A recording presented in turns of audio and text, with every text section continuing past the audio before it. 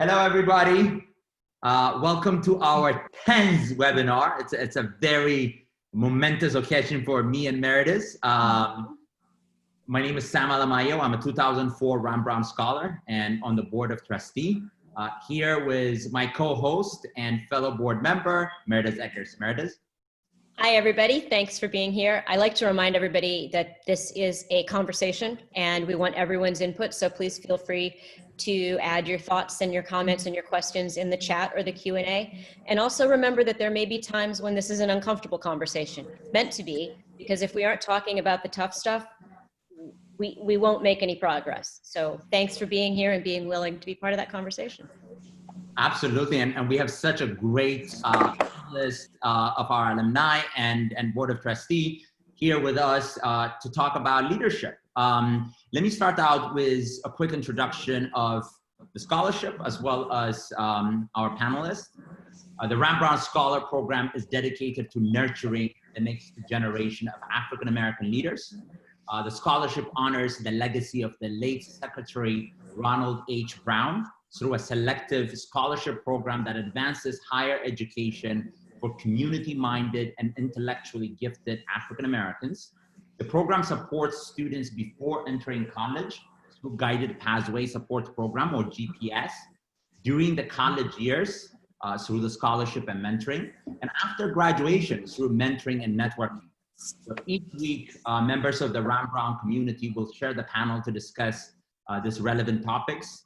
Today, we are addressing a very important issue on adaptive leadership and leadership for change.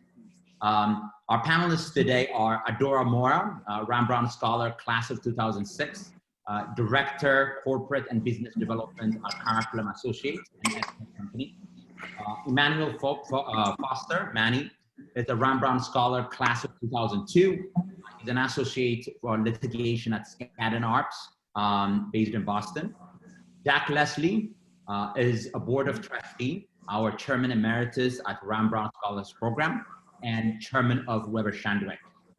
So I'm going to start with you, Jack. Thank you so much for making the time today. And the one thing that we have been kind of consistently talking about in this webinars is that we are at a very, very important time in history where COVID-19 is becoming this big reset, where it is an opportunity to do things the right way, to have a restart on many aspects of life, and especially with the murder of George Floyd, social inequalities have been in the forefront of conversations for us. So as we're starting with this, the role of leadership to make sure that we bring about change in the right direction has been very acute, given what is happening around the world and the sense of lack of leadership as well.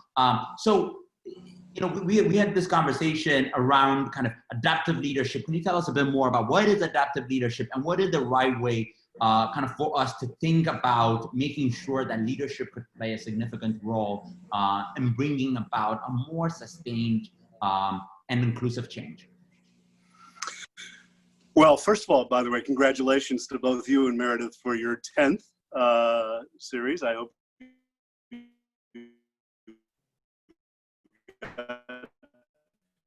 many more that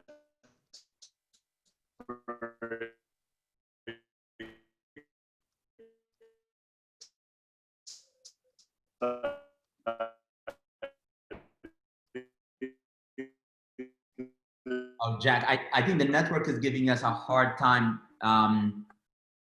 We had you very well earlier, but we...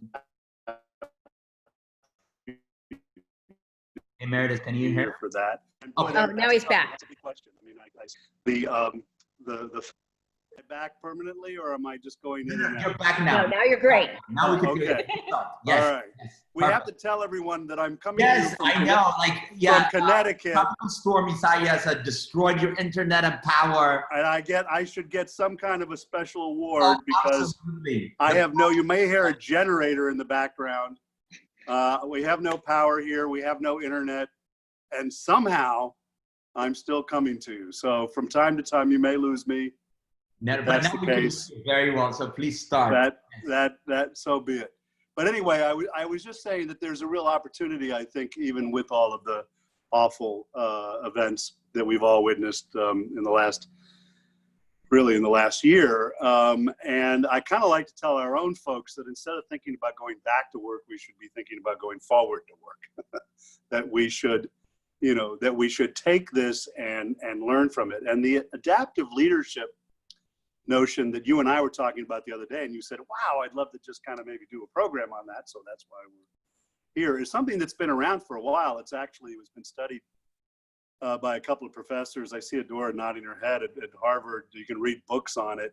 It was when I became really aware of it was during the Obama campaign, actually, because it said anyway, I'm not sure it's true. I didn't never talk to him about it, but that he was a student of adaptive leadership. And the idea is that when you have enormous change, which happens all the time, obviously, it's not like, change is something new, change is happening constantly. So there's always a need for adaptive leadership.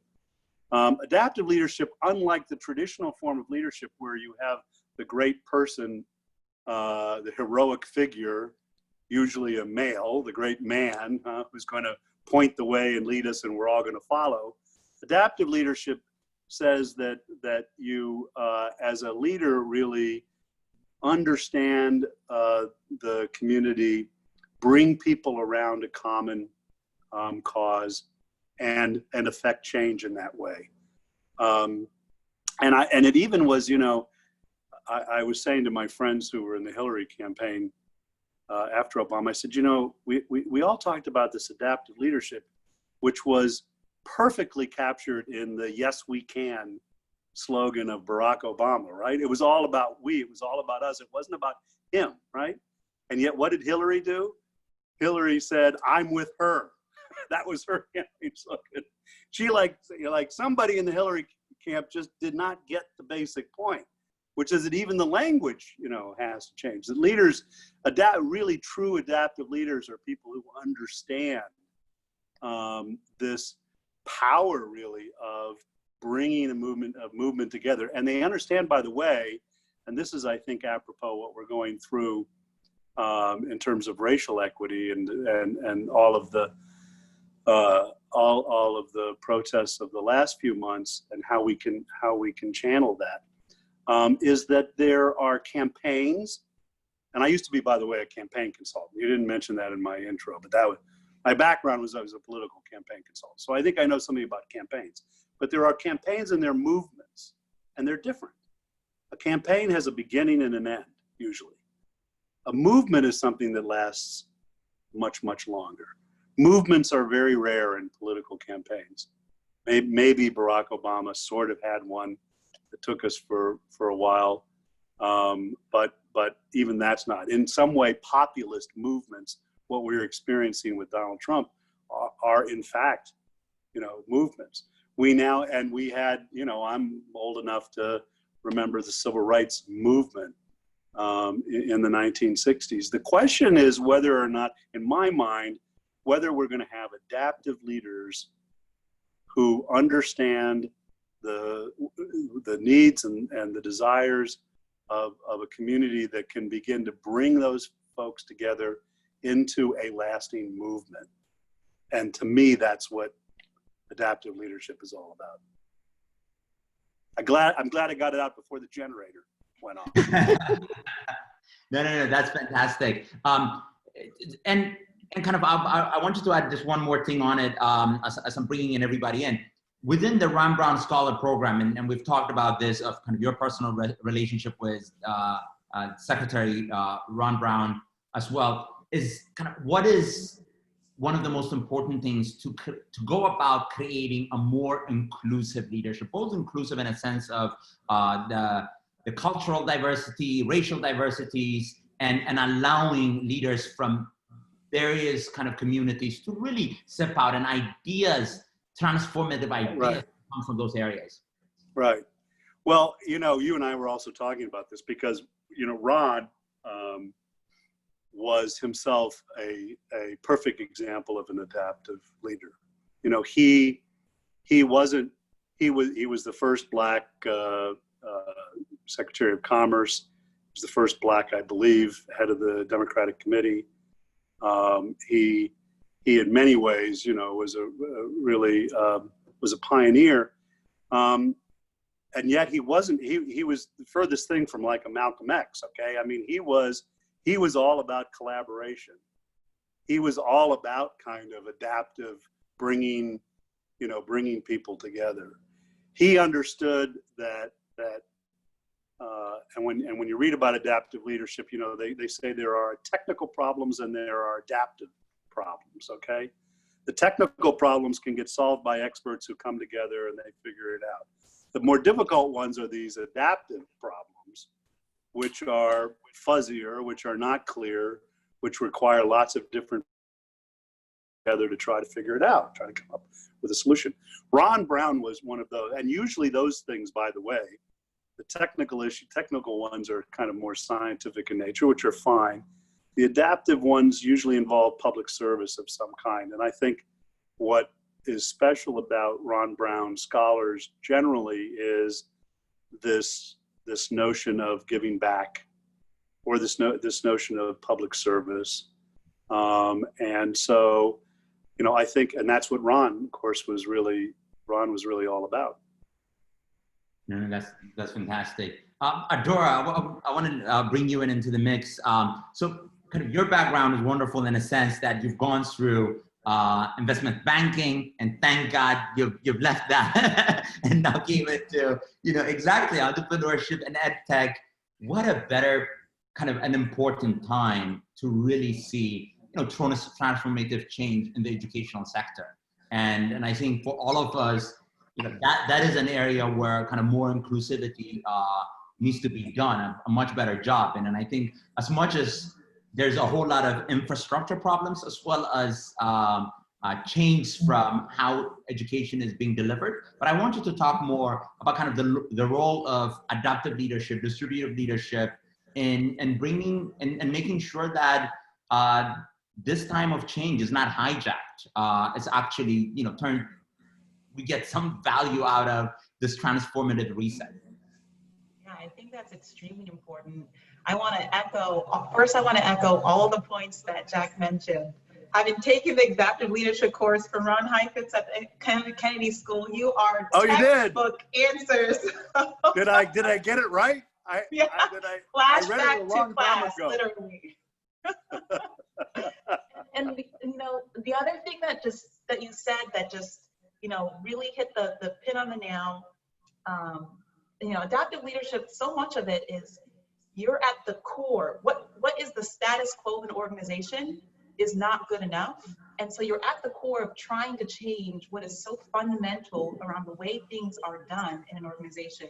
And so you almost, in a way, you function counter to the current narrative. And when you do that, there are people and interests that might not be served, that are currently being served with the status quo. And so, you know, oftentimes people associate collaboration, the words you mentioned, collaboration and a movement with a lot of happy, smiling faces. But it's like, as Jack mentioned, it's messy. There's going to be a lot of back and forth, a lot of debate, which doesn't always have to be negative, because it's only through debate and through conflict that you actually get to something completely better and different. And so bringing it back to the question, Sam, you had was, you know, what's the role of adaptive leadership in furthering a more permanent level of change, a change that works for everybody and not just the status quo? What does that look like, and how is the education sector doing more of that? I can't fully answer that yet until I actually bridge it to what the world of finance is actually doing, and what how that is different from at least my take on education as it stands. Ironically, you know, I mean, spent too many years in finance and investment banking.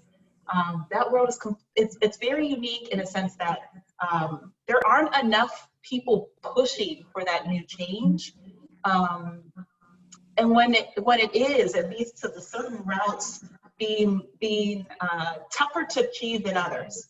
And so I would say that, you know, the tradition, actually mirrors itself a lot in education. So tradition in Wall Street's mainly, you know, there's a very set way of making money. There's a set model that just works, the relationships you hold with clients that eventually lead to the business. And so then relationships being very, very key to drive new offerings. And nobody wants to change those relationships. It actually functions pretty similarly in the education space where, you know, there are very large districts in states that drive the narrative and the content seen in schools. Everything from how someone understands what the middle passage is. Like there are large states who, because of just their big budgets, get to define what is in textbooks and what is in digital content platforms. And that trickles down to ultimately what students and teachers teach every day. And so how do you upend that tradition when there's, again, a very clear path of how things get done? I think that's what makes me so excited about being where I'm at and this really cool ed tech company, because they've actually tried to do it in a way where they can affect the people who are brokering those conversations. And when you affect the people who are brokering those conversations, one, your voice gets amplified more. And then two, you make the product just so good that anybody has to buy it. They actually also then are buying the more positive parts of the content that you're delivering as well.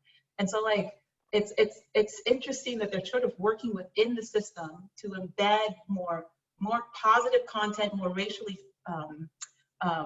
sensitive and aware content and informed content, so that students, when they're reading passages and trying to understand, read for comprehension, they're also reading about the Civil War and learning more about, you know, all of the players that were involved, as opposed to just, you know, particular, let's say, stories that might be highlighted only in certain instances.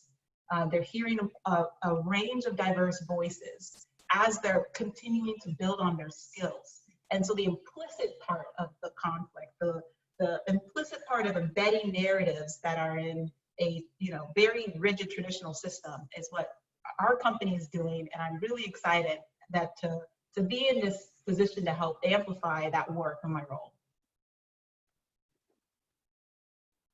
No, I love that. I think, you know, that you've touched in a very powerful way about kind of the entrenched, and with Meredith, we've been talking a lot kind of in all of this stuff, is how the history is being taught throughout the US is really, really sad. One, it's not true. And then, but second, it forces people, it saves them from confronting history early on, so that at a later time, it ends up having, you know, massive ramification. Manny, I want to pull you in quickly. And, you know, your background in kind of the legal side, and one of the areas where everybody points out where there is racial inequality is in the legal system, and the way it's being implemented.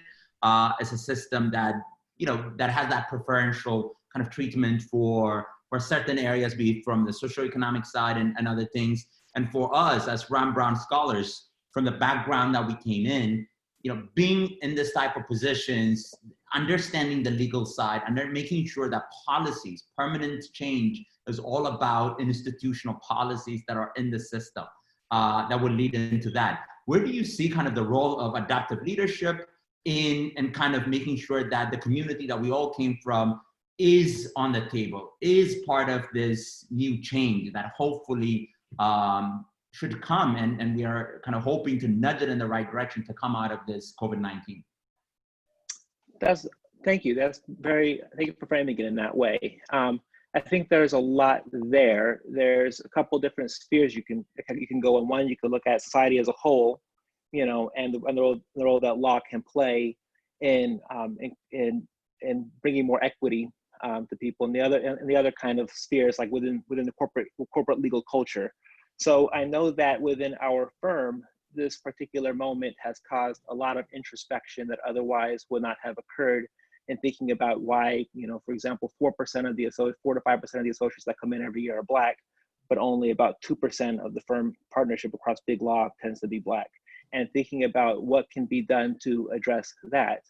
I think that you know, when you just come into big law firm or any corporate environment, you kind of think that all you need to do is to work hard and put forth good work product, and that will be sufficient to advance.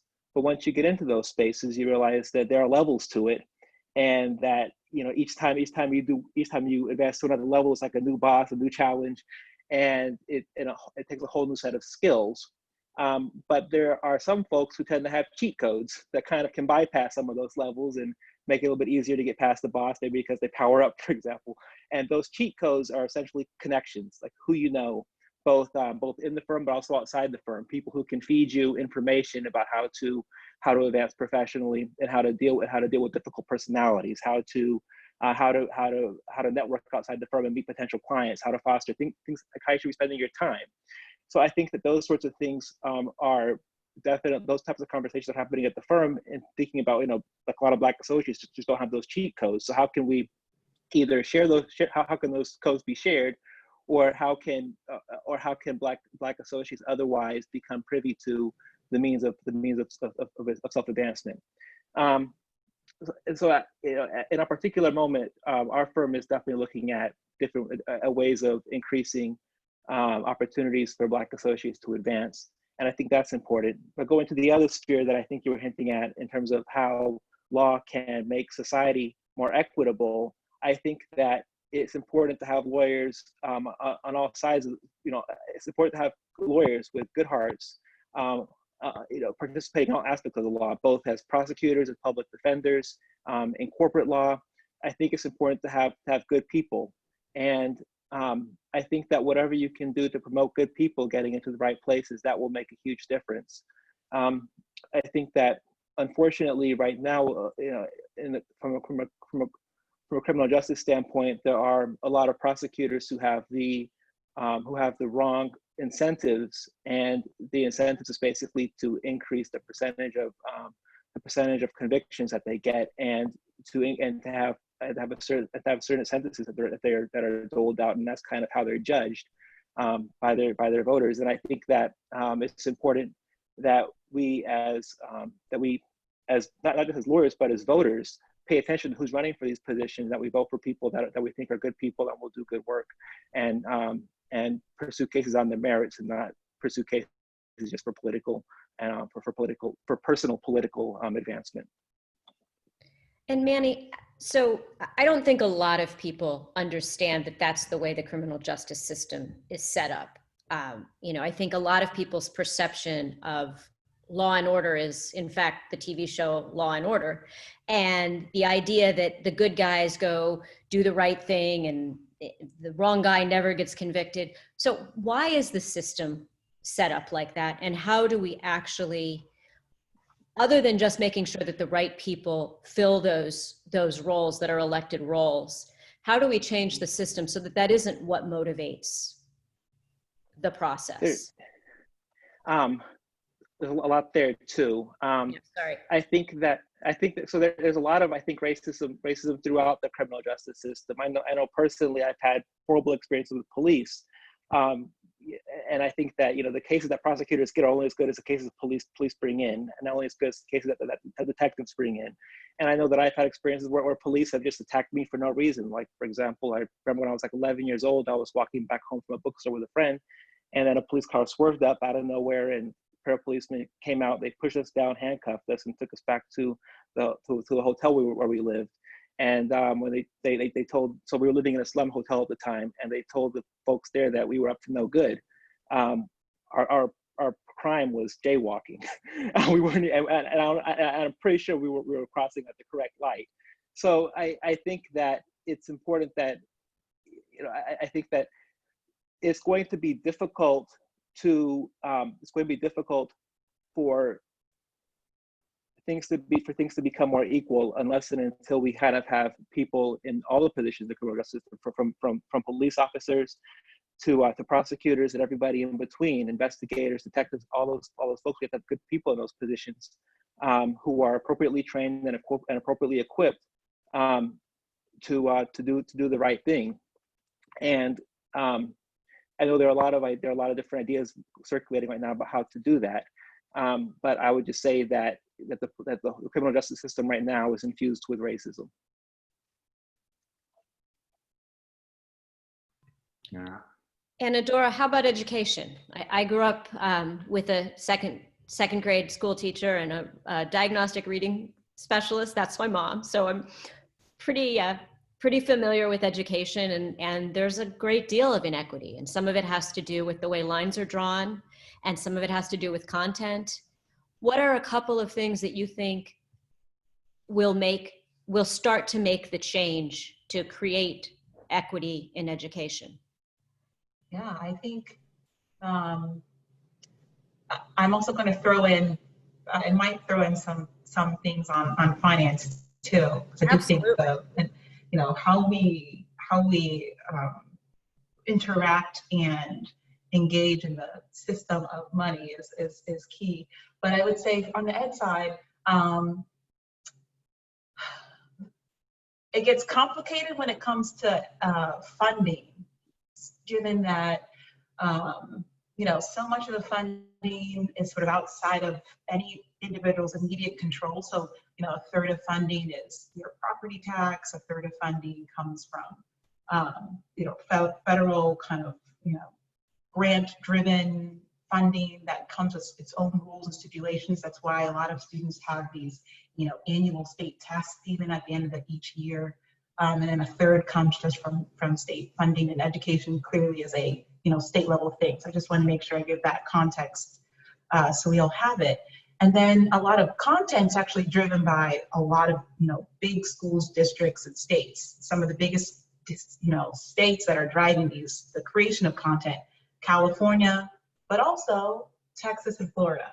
And so that very different politically oriented states that are demanding content, and what is created at that level of scale gets shared across the US. And so by way of lack of choice, not a lot of schools and districts have a lot to choose from, just by the nature of how expensive it is to create all the books that teach all the students. I would say that there are ways to embed autonomy there. One, it's actually, we've been doing the work of connecting with platforms that are trying to find better ways to spend the dollars that schools are given, and trying to figure out where are the efficiencies. Are there platforms that schools aren't using? Are there services that schools and districts aren't using that can be reappropriated? Being in that conversation, ensuring that the dollars at least that are being received are being spent wisely. That's one part.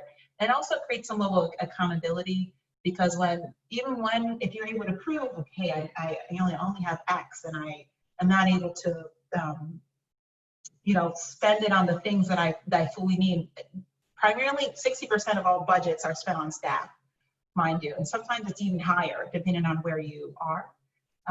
And so the more you're able to prove that with the little I have, I'm still making use of it, and it's not going to the places, it's not still addressing all the needs, the more you can continue to demand and advocate for more funds. The tough part about with all the broader issues from the federal and state levels of where funds are being diverted, there's not a lot that gets spent on education. In fact, people are expecting a very large contraction of funds going to the education space next year.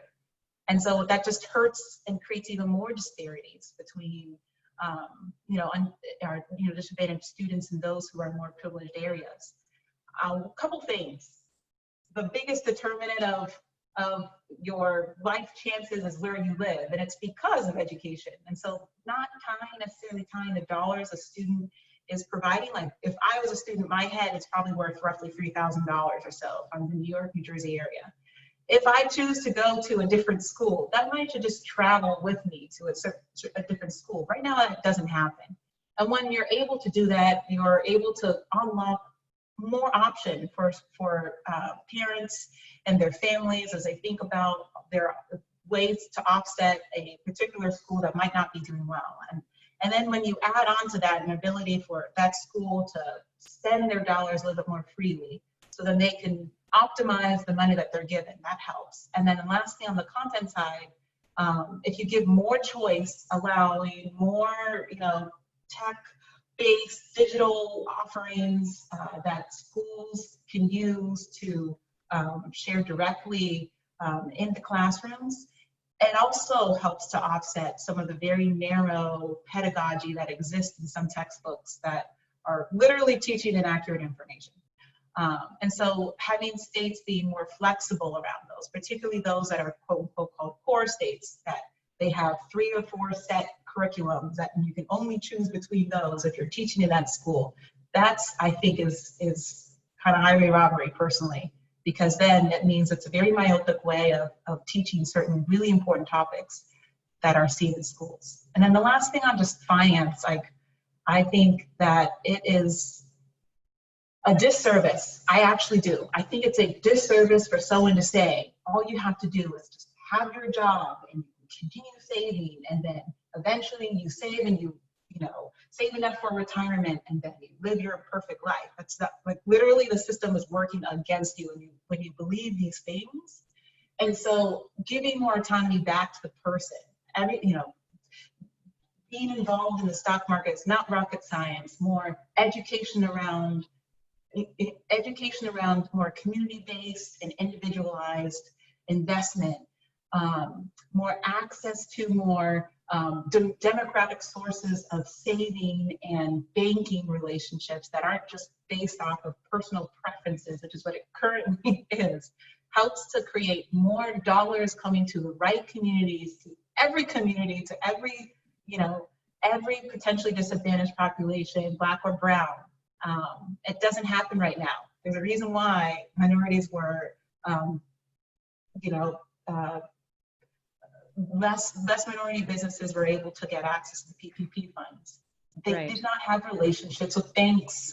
The banks were not preferencing them to get the funds. That all of this goes back to, again, very disproportionately unfavorable practices that have existed in the finance community for centuries. Yeah, very good point.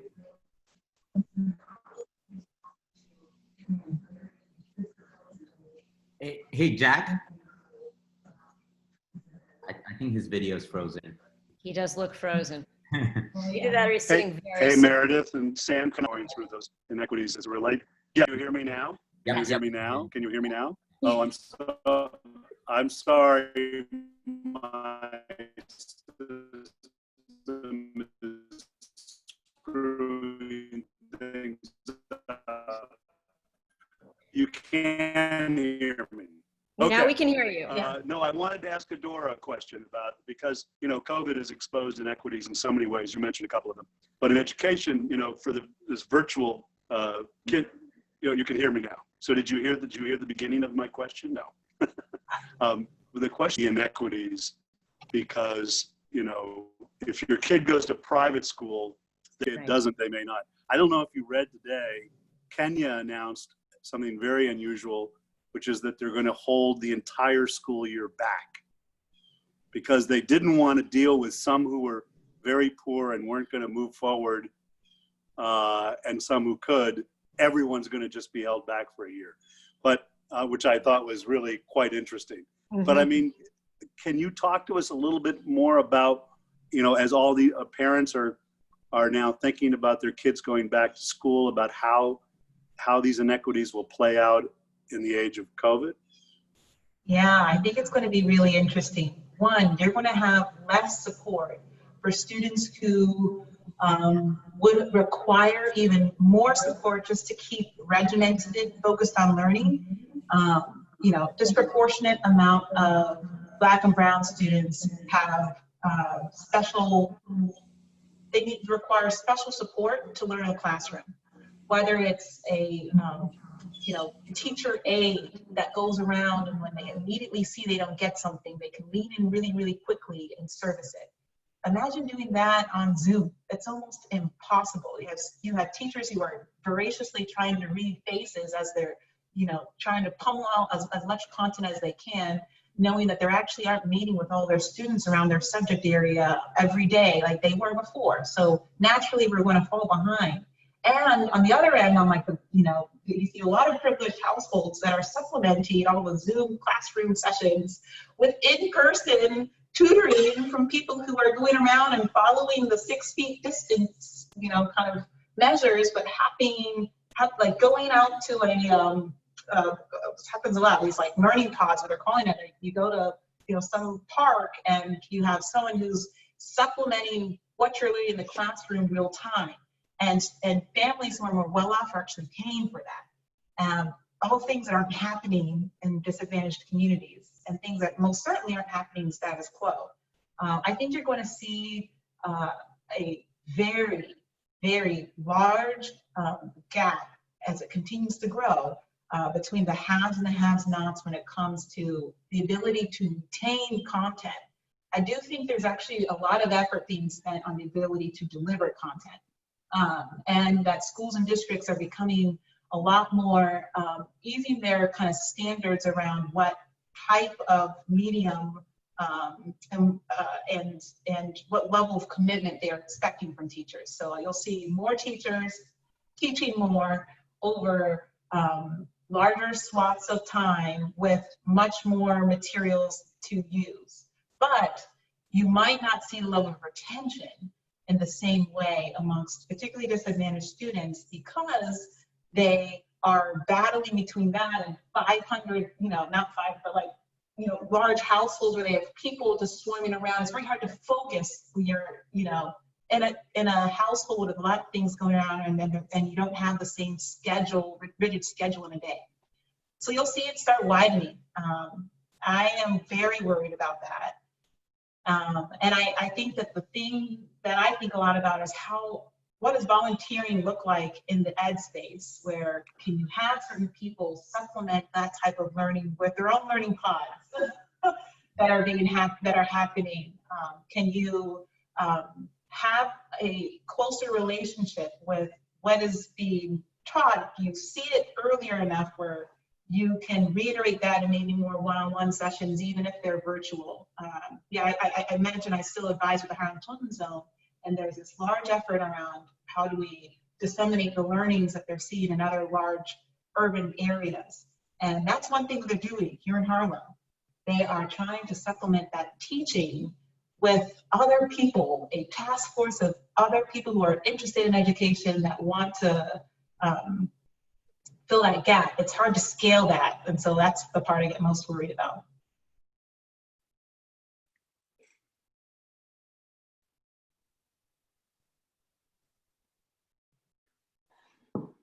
Sam, we had a hand raised. Are we ready for that question? Yes. So Bonita, if you're able to talk, I'm gonna put you in. Just to unmute. Yes. Hey. Hello.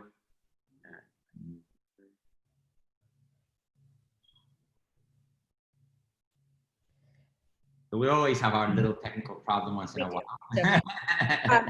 So to Jack's comment, I've got some notes here that I'm going to go ahead and share from one of our participants. Apparently, Kenyan private international school students, so similar to in the US, where we have this disparity between public and private education and the haves and the have-nots. If you are enrolled in a private international school, those schools have continued curriculum, will continue apparently curriculum, and will graduate. But if you are in a private school or a public school in Kenya that is teaching the national curriculum, that educational option has been halted for a year. And apparently there are other countries in Eastern Africa, maybe in all of Africa, but Eastern Africa specifically, that are doing the same. No, absolutely. And I think what is critical is in the US, a lot of places should do something similar because I don't think it was equal. A lot of people were not able to jump in and be able to take advantage of online education. But that type of admission may not come in time or may not come at all because that leadership is not there. Right.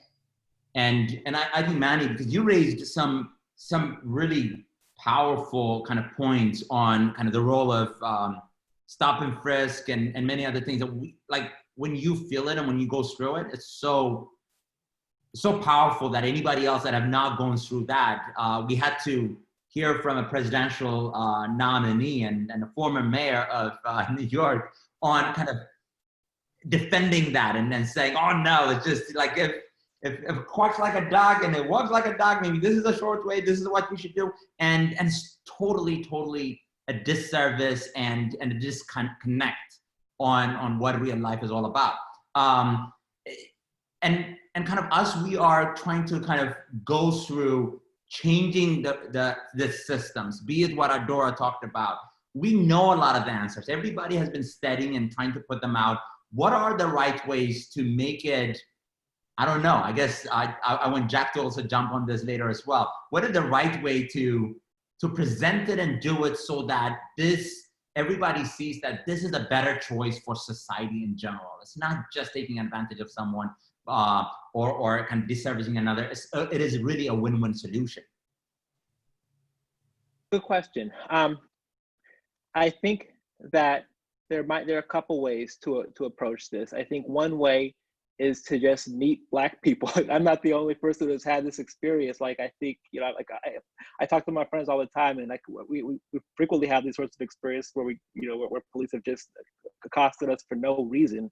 So I think that if folks kind of know Black people more, you know, outside of just maybe a casual kind of as casual work colleagues, but actually as people, I think that they would get, you know, a rude awakening to what reality actually is like for a lot of folks walking down the street and how they relate to the police.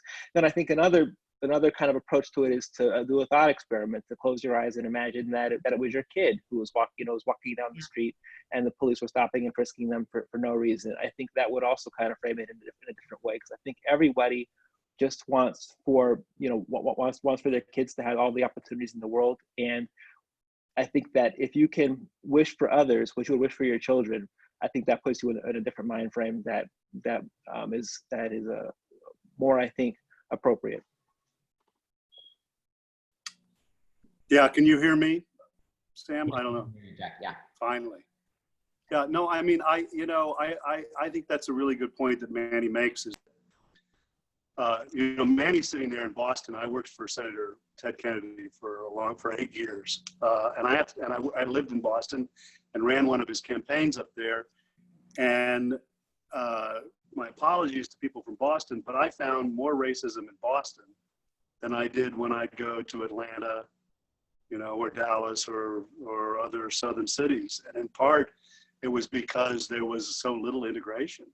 I mean, it's not just automatic, you know, that you're going to get understanding,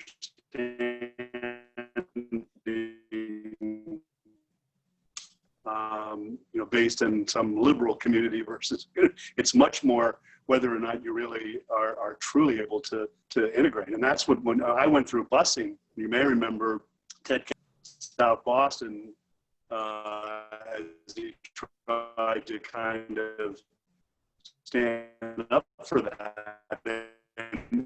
And we still have basically segregated school systems and communities in most of our areas, not much different than when I worked for them 20, 30 years ago. And that is, that is the core issue as far as I'm concerned, because we can't understand someone unless we've at least tried to look at it from their perspective and to understand what someone like you, Manny, went through. Jack, I think that's so true. And I think, you know, we have had this conversation so many times that organizations are, just by the nature of what diversity, again, a word that I hate to use, but that defines having varied people from varied backgrounds, organizations are better when that happens. Teams are better when that happens. By the same notion, classrooms are better when that happens. Communities are better when that happens. So we all have to find ways, even if we live in places that are not particularly diverse, to find ways to make our lives diverse. And the onus is on all of us as human beings, all of us as Americans, just as human beings, to do that, because our lives are enriched by it. We're smarter, we're more thoughtful. Anybody want to talk about that and how? Yeah, no, I'll tell you, that's exactly right. Maybe it's, you know, a lot of it is a field of self-interest. I mean, I'm in the marketing business, and Manny, you were talking about the statistics at Skadden. We released them at our company. We were the first large, you know, PR public affairs company to release the EEOC data. They were embarrassing. They were probably as bad as Skadden's. But at least we're now acknowledging it, and we have a benchmark, and we're going to measure against it. And in our business, to go to your point, Meredith, about it being a positive, I mean, in the marketing business, you don't have a diverse group of people in the creative process, for example. How in the world are you supposed to market to America? You know, I mean, you do a better job as a marketer if you have a diverse team working on the campaigns, and it's just common sense. And so, you know, we should do it in our business, not obviously just because it's the right thing to do, but because it's a smart thing to do, and we'll have better product for our customers. Yeah, I think the point that Jack and Mary that you touch on is a really important tenet of adaptive leadership. Yeah. One of the things we teach you in adaptive leadership is when you know you're doing the work at the center, you know you're doing that work when there's work avoidance, when you're trying to get something done. And the work avoidance is the work that is required requires much more higher lift than the status quo, that people have a disposition not to do that at all. And so you think about what diversity is, you know, going out of your way to try and find new voices that are different than yours, voices that might conflict with yours. Right. That's a lot more work, and people naturally tend to avoid it. Hence why we're seeing what we're seeing. In my organization, we're a software company, we're no different.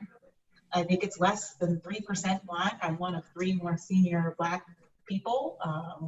You know, at an organization is 1,400 people. I think that's a problem. Your girl.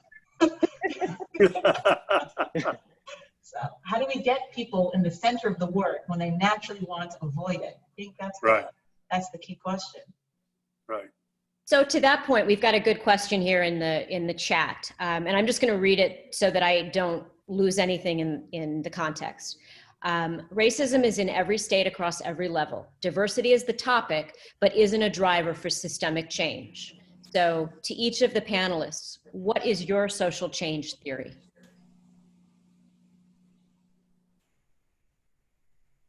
Manny, you look like you want to start.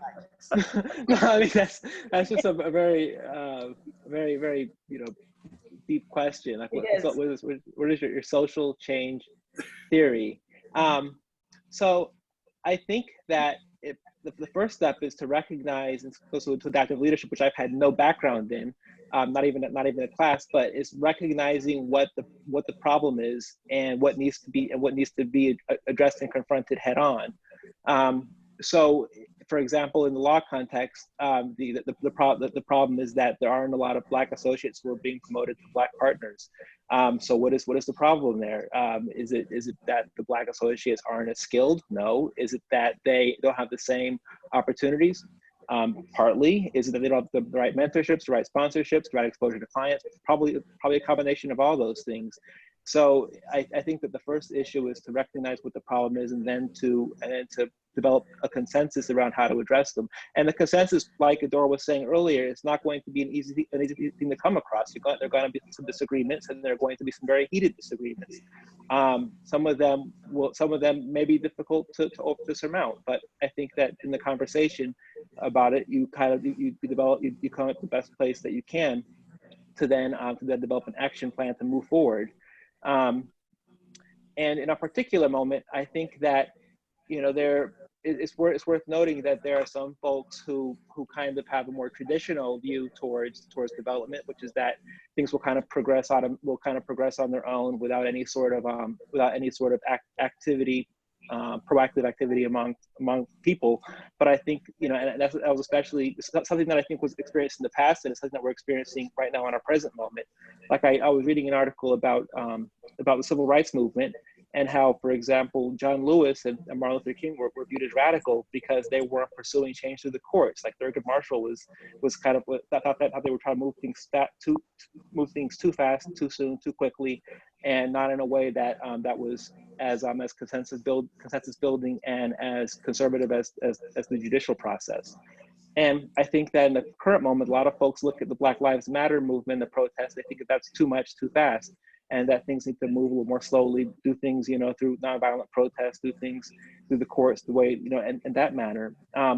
And I don't think that that any one particular way is the way to do it. I think it's going to be a combination of ways, both through the courts, both through nonviolent protests, and both, and through kind of more in-your-face protests. Certainly not rioting, but certainly some more aggressive boycotting and more aggressive some more aggressive rhetoric. I think all those things are going to be kind of necessary to address the myriad problems. But again, I think the starting point is recognizing what the problem is, and then having a very heated, very candid, and thorough conversation about solutions, and then having a multifaceted approach towards working towards those solutions. Absolutely. Dora, you want to go next? Yeah, I'm happy to go next. I'd say my theory of change, rooted in the belief, Rawlsian belief of equality of opportunity. I think that's where I would start. And in that, I actually think diversity is crux to that. I don't actually think it's separate, because when you have diversity of people, diversity of resources and access, that is actually how I think that's how you inculcate this opportunity, this ability that anyone can achieve whatever interests that they want to achieve with their lives and their talents. I believe that translates into systems. And when you think about systems, I think it's based off of clear accountability channels that basically many people have the ability to hold leaders and their own institutions accountable, but there are mechanisms to do that. And if there aren't, that we push for those. And there's transparency around what is being done and what is not being done, in a way that everyone then has the ability to be critical around the information they're given, and the information itself is not biased. I also believe that my theory of change definitely involves a lot more conflict. I have no problem with it involving protests. And when I see teachers protesting about not wanting to go back to school in person because of COVID, I think that's a very important part of change. It means people who are taking specific actions, again, to hold their leaders accountable. And then also, I think the last thing for me in terms of theory of change, particularly in the ed system, it's allowing, again, the free flowing of money in a way that's much more equitable, particularly within states, such that larger districts and poorer districts have a more balanced distribution of wealth. Any theory of change for me requires the privileged group to relinquish some resources and access for those who have not received that level of access and resources traditionally. I think and I would replicate that in any other sector. I think that with the reversal of resources and the channels of accountability, I think that helps to bring about the opportunity that I think is so important in any sort of theory of change in any sector, personally. So that's where I stand. Wow, those are two amazing answers. And I don't know what I can add to it other than I think you're right. It really centers on equal opportunity, creating a society that understands that as the real goal, and creating ways to arrive at the common good, the common public good, some sense or an agreement of what that is, which is sadly lacking here and in most societies. And I do think that one thing I wanted to say, which sort of relates to that about adaptive leadership, is to get to that, leaders, adaptive leadership doesn't mean that they just sort of adapt to whatever the group thinks. You know, it doesn't mean that they sort of go with the flow and they're so collaborative they don't have very strong views of their own. Not at all. I mean, I think the most effective ones, and Sam, you and I talked about this in our last call, are the ones who have some kind of a true north, you know, who go into this understanding they have a value system that for them defines the common good. And then obviously uses all the things we've talked about with adaptive leadership to get you there. I mean, just a couple of really quick stories if we have the time. Just two leaders that I worked with where I just came home to me. One was Ted Kennedy, who, because fortunately he never really worried about getting reelected in Massachusetts. So in some ways it might have been politically easy for him.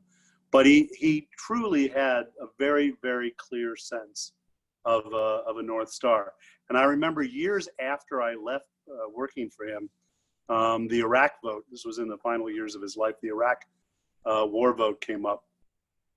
And I was among many, I'm embarrassed to say it now, but among many Democrats at the time, staffers too, who even saw some of the intelligence, and we really thought Saddam Hussein was a terrible guy, and we supported that action. And Kennedy, I was talking to, and he was, you know, it was decided that he was not going to support it, and he was going to be one of the very few who would vote against it. And I said, I had this private conversation. I said, "Are you really sure, you know, you want to do this? I mean, I think you could, you know, go down. I mean, this guy is an incredible human rights abuser. You know, you go through all of this."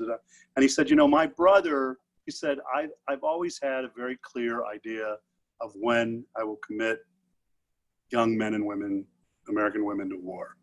Mm-hmm. And it came from my brother, and he said, only if there's an imminent threat to the security of the United States. I don't think he presents an imminent threat to our own security. It doesn't mean I have that as my," and so he voted. Now, of course, he was clearly right, and I was clearly wrong, but it came more from, you know, just this strong belief. And the second quick story is another client of mine, Juan Manuel Santos, who won the Nobel Peace Prize a few years ago.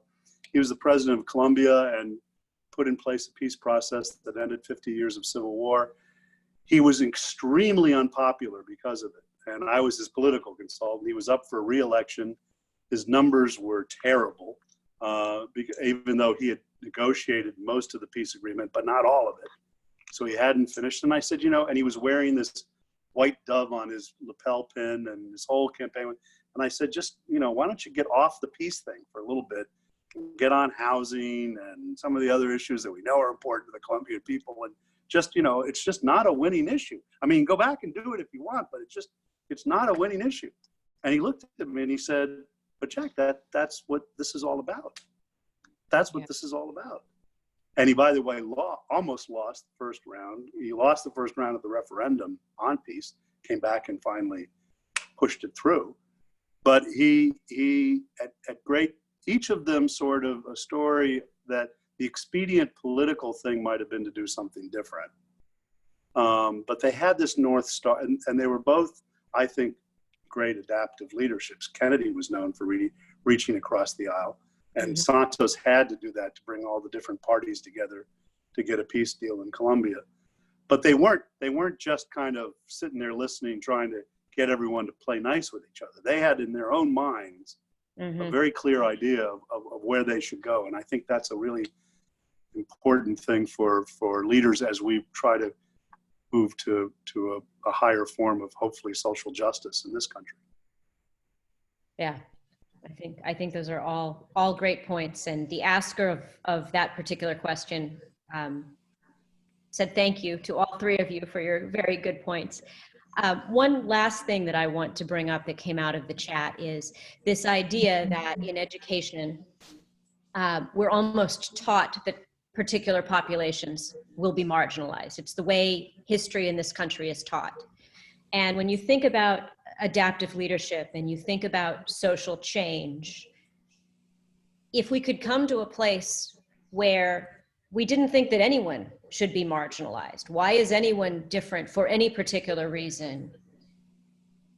that really would bring us to a place where we could do a much better job of managing criminal justice and managing education and managing leadership. Anybody want to comment on that as we sort of wrap up? Sorry, there's a fly in my room. I'd say like two things to that.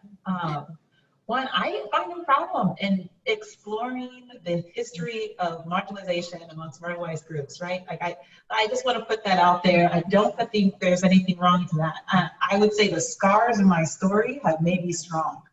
And I actually think people should, I think it's all about framing, and it's about what society expects from you, and then most importantly, what you end up expecting from yourself, depending on all of these narratives that are existing in the world. And so I actually don't think that like it's a bad thing to emphasize an understanding of what does it mean to be marginalized here in the US. It makes me much more keen to, when things happen at work, to either shut it down or navigate them politically. And it just makes me better at what I'm doing, and it feels like it makes me more successful. But I do get the point of like, if that means, and it happened to me, because you are Black, for example, you're not put in the gifted and talented class because someone thinks you don't have the ability. That's where it gets very challenging. And so I think that's where I think it's so important then to have people who do not believe in that narrative, or to have a broader understanding of like what you deserve, and awareness of those channels of resources, so that you can advocate for them, or you have people in your corner that can advocate for them for you. I think that's where I meant, that's why I go back to like just like the information, even people having just access to certain bits of information can be transformative. And so I think that's the route to addressing some of these issues of expectations. I've had people think that I'm frail and not able to understand very technical things. I'm like, I don't know how many degrees I need to tell you to know I can understand technical things. But I just think that's the nature of that's going to exist in society. It's just a matter of, okay, what information do I need to have, be equipped to know, or what information does someone who's advocating for me need to know in order for me to feel empowered enough to still exist successfully in this state as it's continuing to evolve and improve. Great. Manny, want to add anything? That was an excellent answer. I agree that information is a great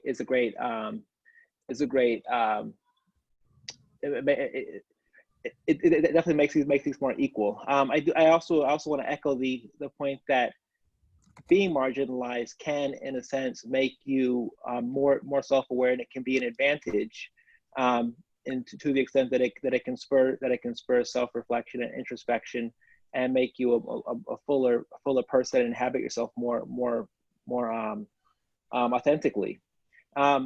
I do think that there are some issues that arise when you internalize thoughts by broader society that can become self-fulfilling prophecies. For example, in the education context, folks who there are studies that show that Black people, if they're told they're Black before they take tests, or if they're reminded about it, they do worse because of stereotype threats. So when you internalize those types of thoughts that marginalize yourself, those can be really virulent and really harmful. So I think that it is important that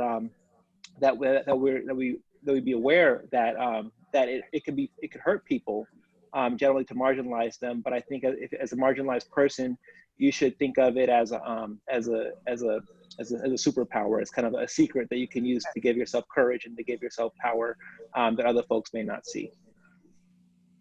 No, I think that makes so much sense. And I think just because people have been marginalized in the past doesn't mean that we have to continue, or should continue, obviously, to allow that marginalization to occur. And we should all find ways to make sure it doesn't happen. Like we've been saying, it's not a pipeline problem in any field. It's an access problem. And we all, and folks that look like Jack and I, have to find ways to make sure that we're never responsible, and other people who look like us aren't responsible for letting those things happen. So we are heading up on the witching hour. Go ahead, Adora. Oh, sorry. I just think there's one more thing. I thought that like Jack's point on what is your North Star is so important, because when you're doing the work at the center, it's extremely hard.